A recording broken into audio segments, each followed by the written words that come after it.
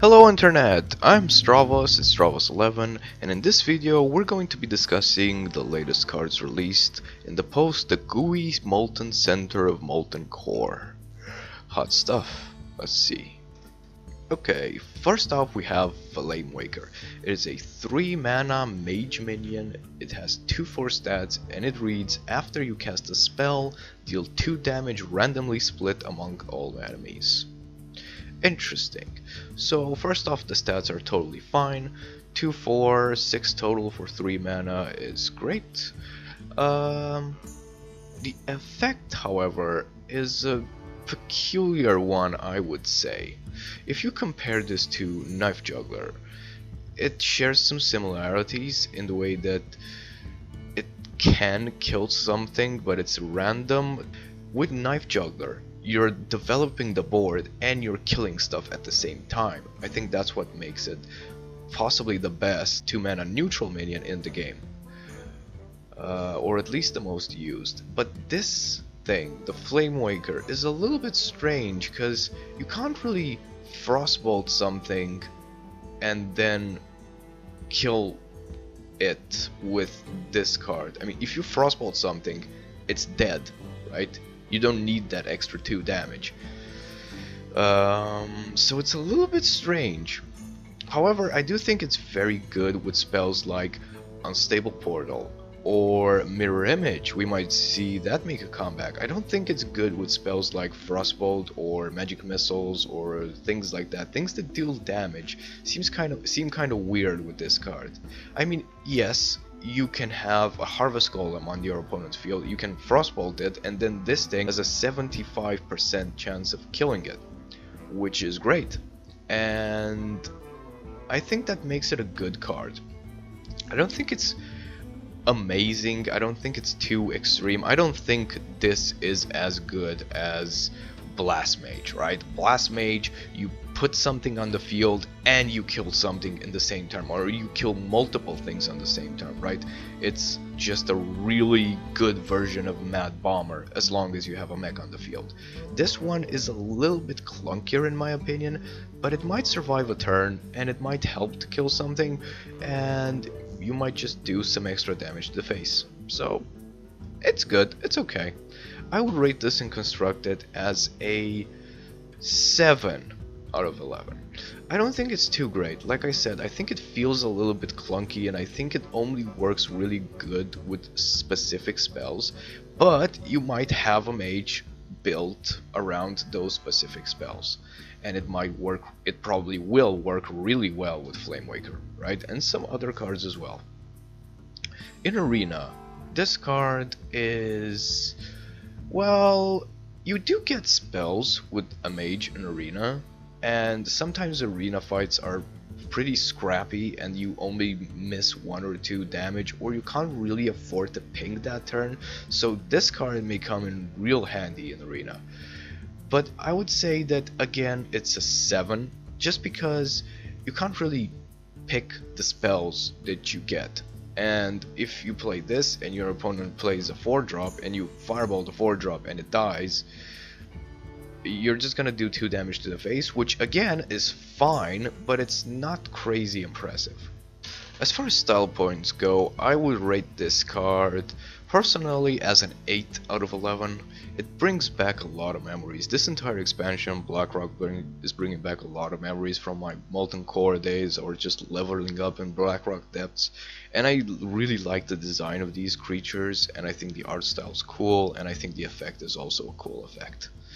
So hopefully we'll see this guy played. I think it will. I think people will play this card. Next up we have Core Rager. It is a 4 mana hunter minion. It has 4/4 stats, it is a beast, and it reads Battle Cry, if your hand is empty, gain +3/+3. So the stats first off are, I would say, below average. A 4/4 for 4, the stats are technically average, but I think a 3/5 is a much better distribution in a lot of cases. So not too impressed there.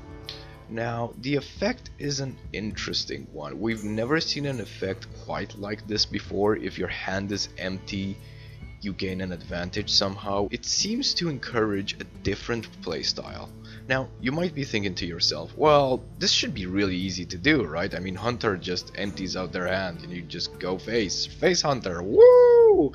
But that's not actually true. There's actually a fairly high amount of situational cards in Face Hunter. You might not want to use the bow unless you have a secret. You might not want to use a secret unless you have the specific situation. You're probably not going to unleash the hounds when your opponent has one or no minions on the board, right? You're probably not gonna want to play Abusive Sergeant when you have no minions yourself on the board. So even in Face Hunter, this card's effect might not hit all the time. It will probably hit some of the time. I think it's also a beast, but I don't think that matters too much because, well, your hand is empty, so you're not gonna use this and its effect and then kill command. I mean, you might play this and then next turn you'll get a Houndmaster, but I mean, come on, that's pushing your luck, don't you think? Yeah, I don't see a place for this card. Like I said, its effect is kind of weird, even in Face Hunter, and in a Control Hunter, you're not going to empty out your hand. Maybe in a mid-rangey Hunter with a different playstyle where you play the Metal Tooth Leaper, I would rate this card as a 4 in Constructed. It might see play sometime in the future when we get more cards that work well with this kind of playstyle, but until then, I don't see this guy getting much play.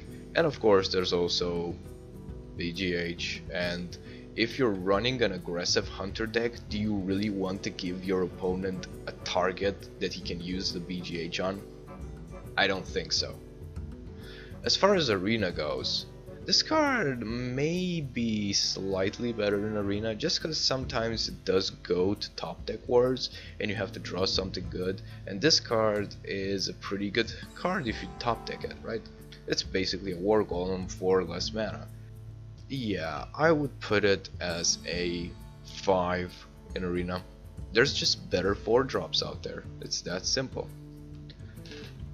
Okay, now as far as style goes, I will give this card a 6 out of 11.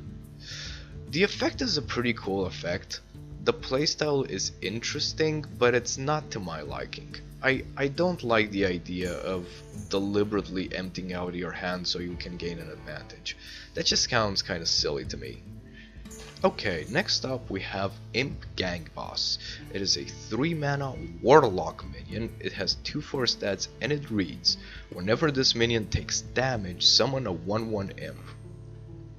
Okay, there's a lot of 1/1 Imps around Warlock parts these days, aren't there? And now they have the Gang Boss. Good for them. This card is interesting. At first I thought it was meh, it's okay, it's a 2/4 with an upside that doesn't really do too much. But after thinking about it some more, I think this is a really good card. Consider this is a demon with good stats and an upside. How many of those do we have? Demons usually either have terrible stats and an interesting effect, or amazing stats but a terrible effect, right? This card doesn't have that. This might actually bridge the gap between a Warlock that kind of has some demons there and a Warlock that has a lot of demons and just really relies on the demon synergies. Now, the first thing to think about is Razorfen Hunter, right? This card is similar to it. Razorfen Hunter is never getting played in Constructed, and I don't think has ever gotten played in Constructed. Maybe in some crazy Bloodlust decks, but I doubt it. But this card is more like Harvest Skull, in the sense that if you kill it, it leaves behind a 1/1 Imp, and it might trade better for a 2-drop, but it kills a 3/2 and it doesn't die, which Razorfen Hunter does not. And it creates an Imp, then it creates another Imp. Now, having something on the board, just anything, to combo with things like Power Overwhelming or Dark Iron Dwarf, just buffs in general, is a really good thing to have. I think in Warlock maybe especially a good thing to have if it's a demon. This might be a very good card. I definitely think it will get played. The question really is, I think this, Void Caller. Do you want to summon this card with the Void Caller effect, or summon something much bigger, like Jaraxxus or like Doomguard? Because if you want to do any of those, you might not actually want to put in Gang Boss in your deck, which is strange. But I think that is what it'll come down to, if this guy is really played often or not much at all. I will give it a 8. I think it has a lot of potential. In Arena, this card is also, I would say, pretty good.